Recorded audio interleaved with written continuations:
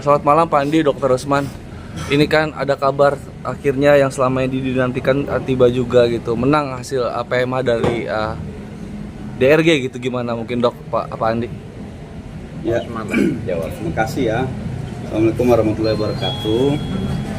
Alhamdulillah ya, hari ini Pengadilan Tinggi DKI Jakarta menjatuhkan putusan terhadap perkara dulu diregister di Pengadilan Negeri Jakarta Timur itu dengan nomor perkara 1000.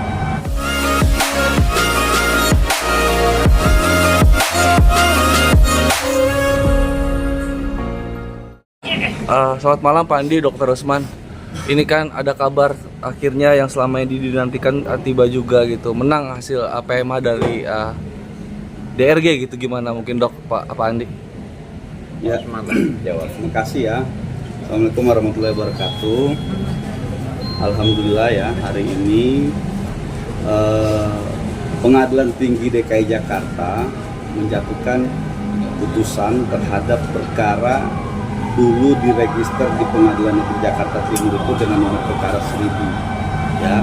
Nah, kemudian dalam perkara itu kami dalam hal ini mewakili Nikita Mirzani dan Ismail Marzuki mengajukan banding ya.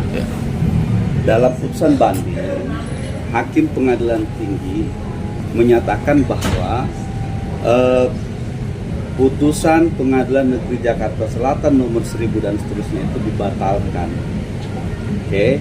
Nah, dalam konteks ini artinya pembatalan putusan Pengadilan Negeri Jakarta Selatan yang dilakukan oleh Pengadilan Tinggi DKI Jakarta itu berarti klaim kerugian yang selama ini ya digaung-gaungkan oleh pihak Reza Gledis dan suaminya atau Bang Mufid adalah sebenarnya sama sekali tidak pernah ada. Kan? Nah, mereka mengklaim bahwa akibat dari perbuatan melawan hukum yang dilakukan oleh Nikita itu mengakibatkan kerugian. Satu, konteksnya dalam putusan PT Nikita dan Mail dinyatakan tidak melakukan perbuatan melawan hukum. Oke. Yang kedua, dalam putusan Pengadilan Tinggi membatalkan putusan Pengadilan Negeri, artinya klaim kerugian yang selama ini disampaikan oleh pihak Reza Gledis beserta suaminya itu tidak pernah ada atau kosong kan. Nah, sehingga ini sebenarnya memperkuat posisi dari Mail dan Nikita. Ini karena ada kasus PK yang lagi berjalan dan seterusnya ya. Maka sebenarnya ini memperkuat posisi. Artinya begini, bahwa perbuatan kan pihak Reza Gledis ini mengajukan gugatan balik. Mereka menggugat balik atau biasa disebut dengan gugatan rekonvensi. Dalam gugatan rekonvensi itu mereka menuduh ya Nikita bersama Mail melakukan perbuatan melawan hukum secara bersama-sama. Ya. Nah, tapi oleh Pengadilan Tinggi DKI Jakarta, tuduhan itu dinyatakan tidak pernah ada atau tidak terbukti.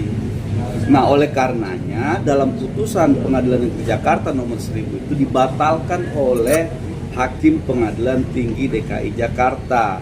Nah, kaitannya dengan kasus PK ini, ya kami meyakini bahwa persoalan ini sejatinya adalah murni persoalan perdata gitu.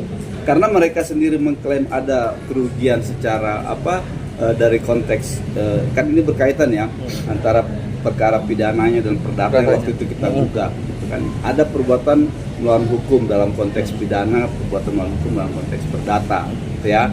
Nah, perbuatan melawan hukum ini ternyata tidak terbukti itu. Nah, maka menurut kami terkait dengan hal ini memperkuat posisi PK bahwa memang kasus ini adalah kasus perdata yang kemudian itu dipaksa menjadi kasus pidana gitu. Oke, Bang. Berarti kesimpulan itu Bang dalam eksepsi menolak seluruh eksepsi para tergugat. Ya. Dalam artian sini betul gugatan Nikita dibatalkan, rekonvensinya pun NO. Bisa kan seperti itu, Bang? Ya.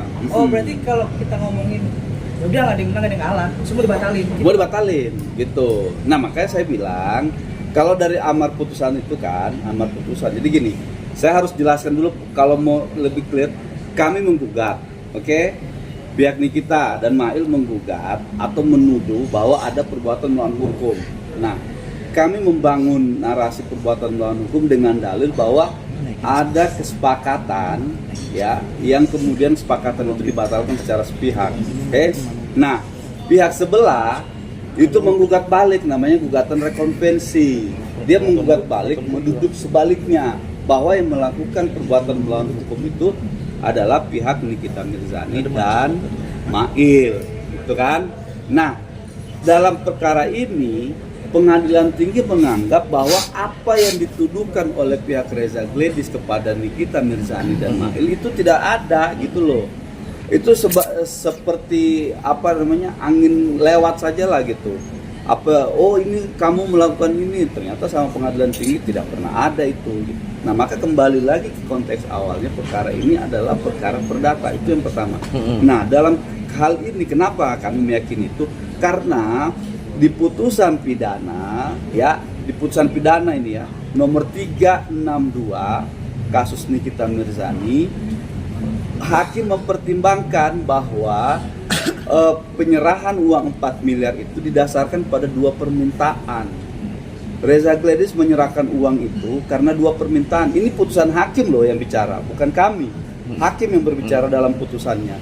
Permintaan itu apa? Pertama, permintaan yang disampaikan oleh Reza Gledis melalui Ismail Marzuki ya, melalui Ismail Marzuki, Mail tolong dong bilang kepada Nikita, bantu saya untuk review produk saya yang bagus-bagus, karena sudah terlanjur dijelek-jelekin oleh dokter detektif atau dokter Samira. Itu permintaan pertama. Permintaan yang kedua adalah Mail bilang dong kepada Nikita gitu, saya kan sudah terlanjur jelek, nama saya dijelek-jelekin sama dokter. Bantu saya dong buat pasang badan kalau misalnya dokter Samira menyerang saya lagi, nih kita maju untuk membela saya. Itu permintaannya. Ada tiga permintaan yang terakhir itu. Kalau mau direview yang baik, ini tidak dilakukan oleh Nikita. Kenapa sebabnya tidak dilakukan? Karena ada syarat yang harus dipenuhi oleh Reza Gledis, yaitu lu tarik dulu semua produk-produk lu yang bermasalah, baru gue review produk lu yang bagus-bagus. Itu, ini pertimbangan hakim. Makanya kita sampaikan, artinya dalam konteks ini sebenarnya keperdataan murni, keperdataan ini kental banget urusan keperdataan, tapi digeser menjadi pidana seolah-olah ada pemerasan, ada ancaman pencemaran, ada ancaman akan membuka rahasia. Seperti yang sudah kami sampaikan, bahwa ancaman pencemaran itu harus dilakukan karena ada karena ada paksaan, bukan keterpaksaan ya. Karena ada paksaan.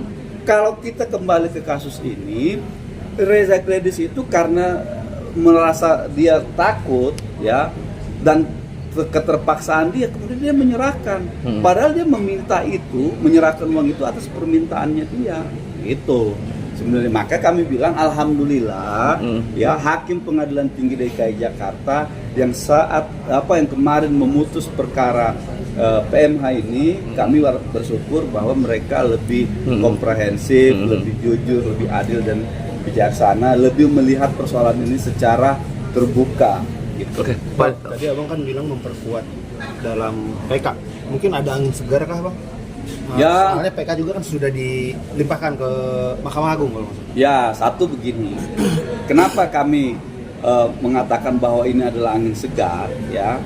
Karena intinya yang perlu dipahami, kami belum membaca utuh ya, apa sih isi pertimbangan dari Pengadilan Tinggi ini, karena kami belum dapat secara resmi ya. Tapi kalau kita berbicara dari amar putusannya, maka yang seperti yang tadi kami jelaskan, bahwa itu berarti tidak pernah terjadi perbuatan-perbuatan yang dituduhkan itu dalam konteks pidana ya. Karena ini kaitannya erat sekali. Kita mengatakan bahwa ini adalah perbuatan perdata karena dibangun dari permintaan Reza Gledis yang tadi saya sampaikan, 2 yang terrealisasi, 1 tidak karena dia belum memenuhi syarat yang diminta oleh Nikita Mirzani. Oke, Pak Andi ini kan seperti sudah dianggap ayah sendiri oleh Nikita. Mungkin setelah tahu respon Nikita sendiri, kabar ini gimana Pak Andi? Ya begini ya teman-teman, terkait dengan Nikita ya, setelah mendapatkan dia tentu dia merasa senang begitu.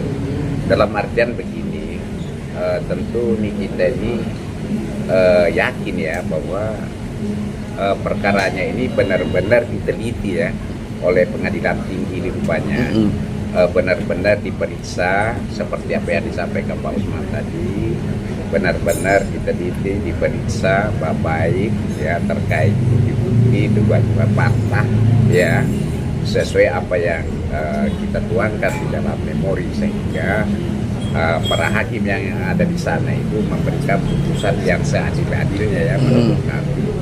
Nah, selanjutnya sebenarnya apa yang disampaikan Pak Usman tadi ini sepertinya sudah cukup lengkap ya dan sudah dipahami oleh teman-teman.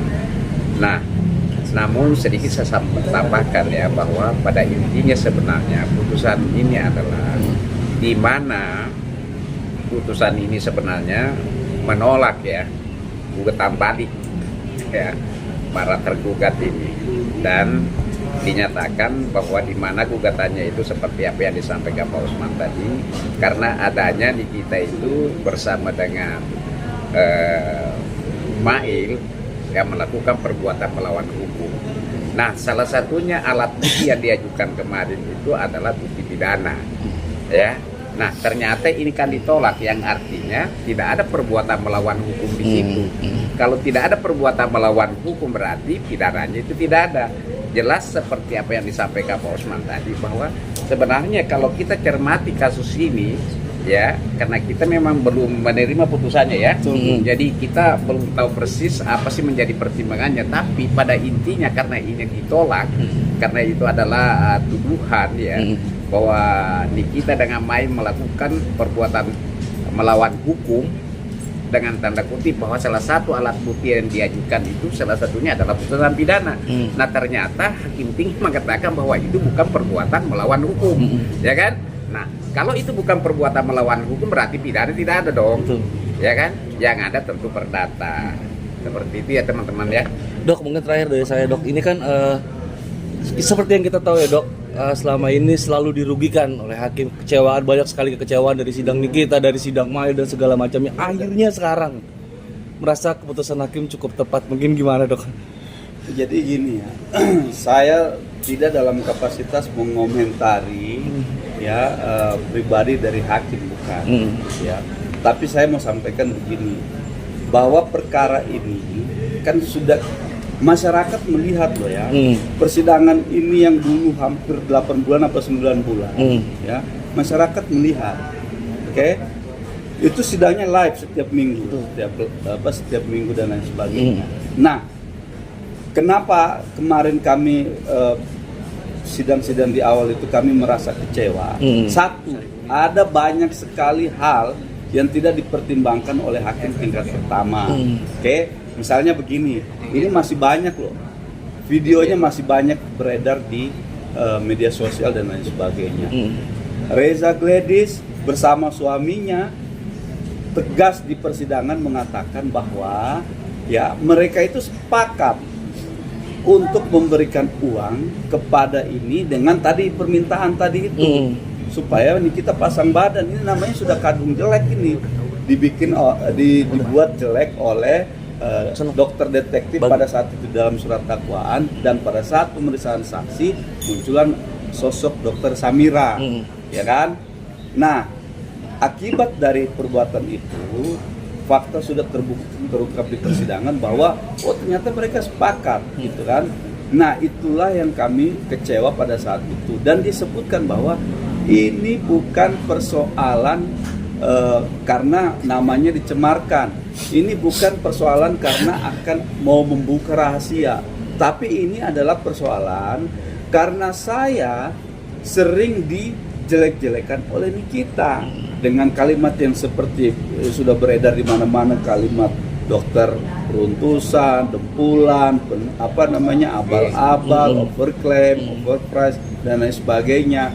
Itu tegas diakui dalam persidangan. Tapi kenapa dalam pertimbangan hukumnya itu dipelintir, digeser menjadi seolah-olah oh ini adalah ancaman akan melakukan pencemaran dan atau ancaman akan membuka rahasia itu. Nah, kami bersama Bang Andi tim pengacara kita bedah lagi semua tuh putusannya. Putusan tingkat PN, putusan tingkat banding, kasasi dan lain sebagainya, sampai kita sampaikan ini di mana ya ancaman pencemarannya. Dalam putusan ini di mana ya ancaman akan membuka rahasianya. Yang ada dalam putusan itu adalah yang dipertimbangkan karena Nikita Mirzani sering menjelek-jelekan saksi Reza Gledis dengan narasi penghinaan, membuli dan lain sebagainya. Lah, kalau itu fakta yang ada di persidangan, kenapa kok hakim tingkat pertama, hakim tingkat banding, hakim kasasi menyimpulkan bahwa itu masuk dalam kriteria pasal 27B? Itu yang kami bilang ini kasus dipaksakan. Pidananya ini sangat dipaksakan. Bagaimana kemudian orang, saya misalnya, saya mengilustrasikan, saya mengata-ngatai orang, dasar lu dokter abal-abal, dokter dempulan, buntusan. Lalu tiba-tiba karena saya ngomong begitu, dia tidak senang, dia laporkan saya dengan pasal pemerasan. Logikanya bagaimana? Nah, dilalanya hakim ini membenarkan apa yang salah gitu loh. Itulah yang kami merasa bahwa putusan ini tidak adil. Tapi alhamdulillah dalam putusan banding perkara PMH ini masih ada ternyata hakim-hakim yang benar-benar berintegritas tinggi, yang kemudian menelaah kasus itu benar-benar dengan porsi dan hukum yang benar gitu loh. Sehingga apa? Sehingga menghasilkan putusan yang berkeadilan bagi para pencari keadilan, khususnya Nikita dan Ma'in. Bang Andi atau Bang Usman, ini hanya untuk edukasi aja kan, tadi dibilang PMH dikabulkan. Berarti kasus yang kemarin juga apa ikut gugur atau seperti apa? Kasus yang mana? Yang sekarang kita sedang di Hukuman hukuman yang dijalani. Yang pidana? Ya. Oh enggak. Kalau gini kan ada pembatasan ruang. Hukum acara itu masing-masing punya tempat sendiri. Hukum acara perdata ya punya hukum, punya sistem sendiri. Hukum acara pidana punya sistem hukum sendiri. Hukum tata usaha negara juga begitu. Hukum perkawinan juga begitu. Dia punya hukum acara masing-masing. Nah, kalau dengan putusan yang tadi, yang PMH itu, yang perdata, ya kami sampaikan itu membangun keyakinan kami bahwa apa yang selama ini kami katakan ini dimulai dari ranah perdata itu semakin kuat dengan adanya putusan tadi ini, gitu loh, ya. Karena kenapa? Karena di dalam dalil kami sebelumnya bahwa hubungan hukum ini dibangun dari kesepakatan yang pertama lisan, yang kedua dibangun dengan kesepakatan melalui chat WhatsApp. Nah, itu ternyata pada tingkat pertama dikatakan bahwa itu tidak bisa dipertimbangkan gitu kan, sehingga mereka itu dikabulkan waktu itu gugatan rekompensinya gitu. Nah, kami mengajukan banding, alhamdulillah dikabulkan banding kami dan dinyatakan bahwa semua tuduhan-tuduhan dari pihak Reza Gledis bersama suaminya itu adalah tidak ada gitu.